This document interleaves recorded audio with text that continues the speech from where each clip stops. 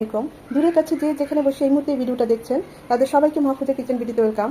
আজ vanilla pound cake তৈরি করব। অসম্ভব মজা, দেখতেই পাচ্ছেন দেখতে কতটা সুন্দর হয়েছে, লুকসটা কত সুন্দর এসেছে, খেতে অসম্ভব মজা হয়েছে সত্যি বলছি। আর সাথে সাথে এরকম ছোট ছোট গ্লাস কেক তো করেছি, আবার একটা এরকম গোল কেকও করেছি। দেখুন কি সফট আমাদের কেকটা, অসম্ভব সুন্দর হয়েছে। এই ভ্যানিলা পাউন্ড কেক যে কেউ ঘরেই তৈরি করে ফেলতে পারবেন, এটা এতটাই সহজ। তা আমি আজকে কীভাবে ভ্যানিলা পাউন্ড কেকটা তৈরি করেছি সেটা এখন আপনাদের দেখাবো।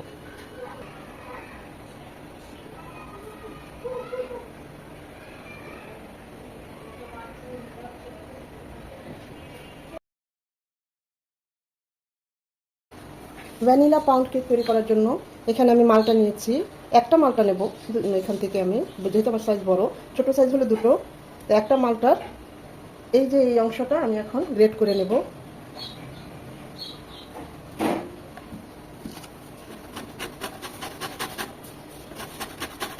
ভিতরের সাদা অংশটা নেওয়া যাবে না, শুধু একদম এই উপরের হলুদ অংশটা নেব।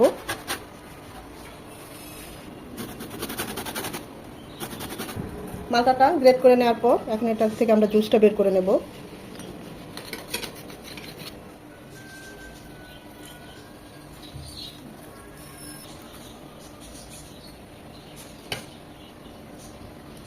এখানে মোটামুটি হাফ কাপ জুস হয়েছে মালটার। আমি তো এখানে মালটা নিলাম, আপনারা চাইলে কমলাও নিতে পারেন।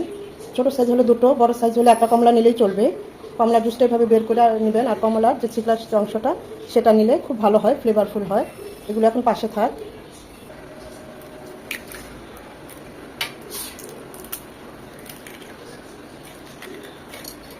এখানে আমি 3টে ডিম নিয়েছি, নর্মাল টেম্পারেচারের ডিম। এখানে দিয়ে দিচ্ছি 1 কাপ চিনি। আপনারা চাইলে চিনির পরিমাণটা একটু বাড়িয়ে কমিয়ে নিতে পারেন। 1 টেবিল চামচ নর্মাল সয়াবিন তেল, আমরা রেগুলার যে রান্না করে খাই সেই তেল। এখানে চাইলে আপনারা বাটার দিতে পারেন বা ঘিও দিতে পারেন 1 চামচ, ফ্লেভারফুল হওয়ার জন্য। আমরা যে মালটার চিকলাটা গ্রেট করে নিয়েছি সেটা দিয়ে দিচ্ছি।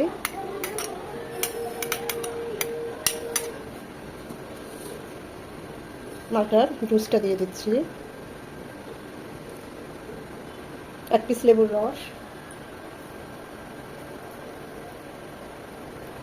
এতে ডিমের যে কাঁচা একটা গন্ধ সেটা করবে না।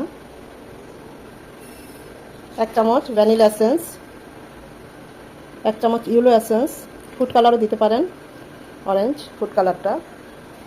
সব কিছু খুব ভালোভাবে মিশিয়ে নেব, একদম চিনিটা ভালোভাবে গলে যাওয়া পর্যন্ত। 1 চিমটি লবণ। চিনিটা খুব ভালোভাবে মিশে গিয়েছে, ডিমগুলো খুব ভালোভাবে ফাটা হয়ে গিয়েছে। এখানে আমি 2 কাপ ময়দা দেব, যদি দরকার হয় পরে আরেকটু দেব। পাউন্ড কেকে ময়দার পরিমাণটা একটু বেশিই যাবে। 2 টেবিল চামচ শুকনো গুঁড়ো দুধ,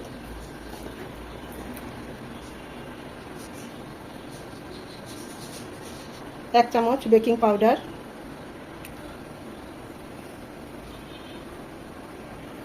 সবসময় ময়দাটা এভাবে চেলে দিবেন।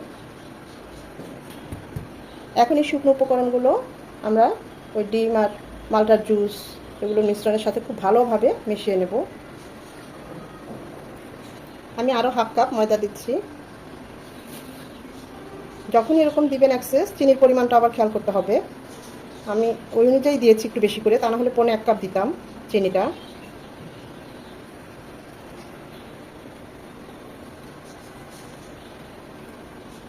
এক টেবিল চামচ জাল করে লিকুইড দুধ দিয়ে দিলাম। প্রয়োজন হলে দিবেন, তা না হলে দিবেন না। আমার প্রয়োজন ছিল তাই দিলাম। আর যদি লিকুইড দুধ না দেন, পানি দিলেও চলবে, নর্মাল পানি।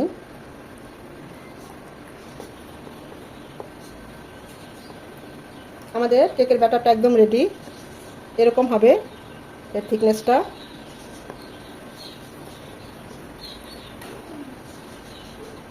যে মোলে আমি কেকটা বসাবো, পাউন্ড কেকটা, সেখানে আমি একটু তেল ব্রাশ করে একটা নর্মাল কাগজ দিয়ে দিয়েছি।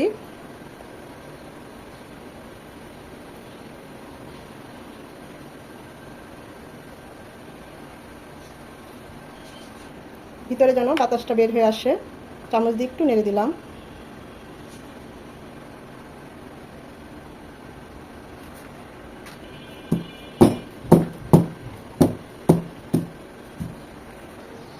কিছু ব্যাটার বেশি ছিল, তাই এই মোলে দিয়ে দিচ্ছি। এখানেও আমি একটু করে তেল ব্রাশ করে দিয়েছি।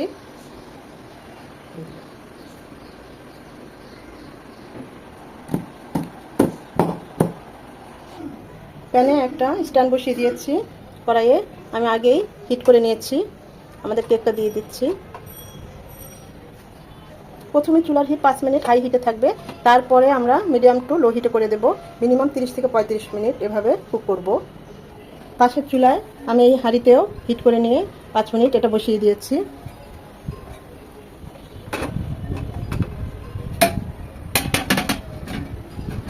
একটা শক্ত কিছু এর উপরে দিয়ে দিলাম যেন ভিতরে বাতাসটা ঢুকতে না পারে। এটাও 20 থেকে 25 মিনিট কুক করব, কারণ এই কেকগুলো ছোট। ফিরে আসছি 20-25 মিনিট পর। 25 মিনিট পর আমাদের এই ছোট কেকগুলো মাশাআল্লাহ হয়ে গিয়েছে। পাতিলটা আমি অবশ্য ঘুরিয়ে ঘুরিয়ে দিয়েছিলাম। দেখুন একদম হয়ে গিয়েছে। আমরা এখন এই কেকটা নামিয়ে নেব। আর ওই পাউন্ড কেকটা আরও 10 মিনিট পরে আপনাদের সাথে দেখাবো।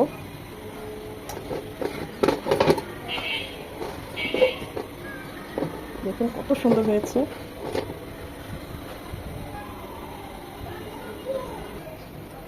পঁয়ত্রিশ মিনিট পর আমরা এই কেকটা দেখছি। মাশাআল্লাহ, কেকের মিষ্টি গন্ধে পুরো ঘর ছেয়ে গেছে। একদম পারফেক্ট হয়ে গিয়েছে। ওভেন ছাড়া গ্যাসের চুলায় দেখুন কত সুন্দর কেক আমরা বানিয়ে নিয়েছি। অসম্ভব সুন্দর হয়েছে। মাশাআল্লাহ মাশাআল্লাহ। খুবই গরম, এখন চুলাটা অফ করে দেব। এটা ঠান্ডা হলে তারপর আপনাদেরকে দেখাবো। ঠান্ডা হওয়ার আগ পর্যন্ত এটা মোল থেকে বের করা যাবে না। একদম গরম গরম থাকা অবস্থায় উপর একটু মধু ছড়িয়ে দিলাম। এটা গরম গরম থাকা অবস্থায় দিবেন, এতে কেকটা অনেকটা আঠালো আর জুসি জুসি হবে, খেতে অসম্ভব ভালো লাগবে। আমরা যখন দোকান থেকে কেকটা কিনে আনি দেখবেন খুব একটা আঠালো ভাব এবং খুব একটা অন্যরকম একটা ফ্লেভার টেস্ট ক্রিয়েট করে। এটা শুধু এর জন্য, সিরাপ বা মধুর জন্য। এখানে আমি সিরাপ দিলাম না, আমি শুধু 1 টেবিল চামচ মধু দিয়ে দিলাম। আর এই কাজটা গরম গরম থাকা অবস্থায় করবেন। এটা ঠান্ডা হলে তারপর মোল্ড আউট করব। কেকটা পুরোপুরি ঠান্ডা হয়ে যাওয়ার পর এরকম একটা ছুরির সাহায্যে সাইডগুলো একটু আলগাভাবে আলগা করে নিতে হবে।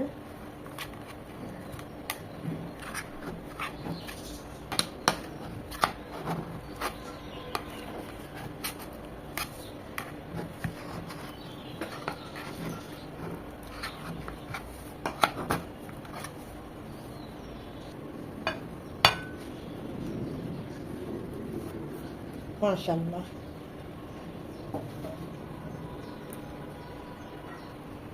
দেখুন আমাদের নিচের অংশটাও একদম পুড়ে যায় নাই।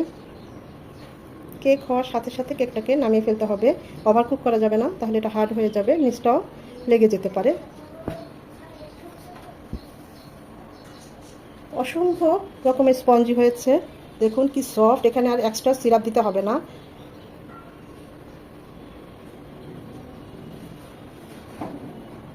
এখন এটা আপনাদের কেটে দেখাই।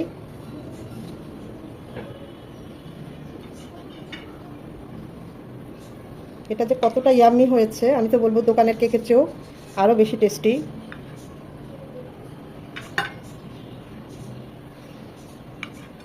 এটা আপনারা 1 থেকে 2 দিন নর্মাল টেম্পারেচারে রেখে খেতে পারবেন। একটু কিচ্ছু হবে না, বরঞ্চ আগামীকাল খেলে এটা আর মুজবে, আরও সফট হবে, আরও ফ্লেভারফুল হবে।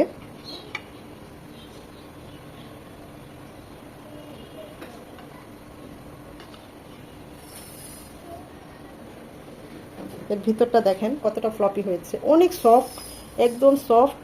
টেস্টের কথা কি বলবো, দেখুন একদম ইয়াম্মি লুকসটা।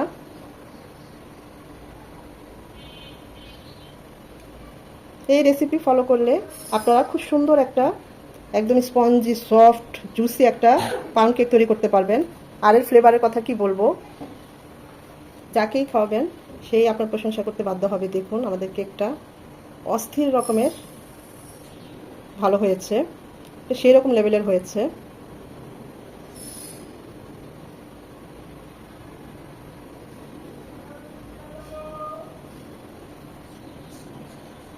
সেই সাথে এই কেকগুলো দেখুন অসম্ভব সুন্দর হয়েছে। ছোটো বাবু তো ছোটো ছোটো কেক খুবই পছন্দ করে, ওর জন্য প্রায় এরকম বানাতে হয়। তার সব ছোট জিনিস পছন্দ।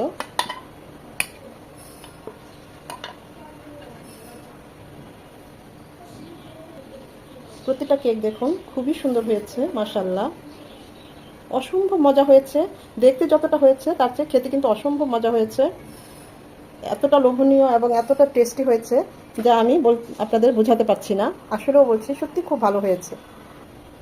আজকে আমার কেক দিবস, অনেক কেক বানিয়েছি। দেখুন আরেকটা রাউন্ড শেপে ভ্যানিলা গোল কেক বানিয়েছি, অসম্ভব সুন্দর হয়েছে। এটা কিছুটা গরম এখনও, এটা আর কেটে দেখাবো না, এটা একজনকে দেব। কত সুন্দর হয়েছে মাশাআল্লাহ কেকগুলো দেখুন। আশা করি ভিডিওটা ভালো লেগেছে। যদি ভালো লেগে থাকে অবশ্যই একটা লাইক দিবেন, কমেন্ট করবেন, আর এরকম মজার মজার রেসিপি দেখে আমাকে একটা লাইক তো অবশ্যই দিবেন, কারণ আপনাদের এই একটা লাইক আমাকে পরবর্তী ভিডিও করতে উৎসাহিত করে, সাহায্য করে। সময় নিয়ে যারা এতক্ষণ ভিডিওটা দেখেছেন তাদের সবাইকে অসংখ্য ধন্যবাদ।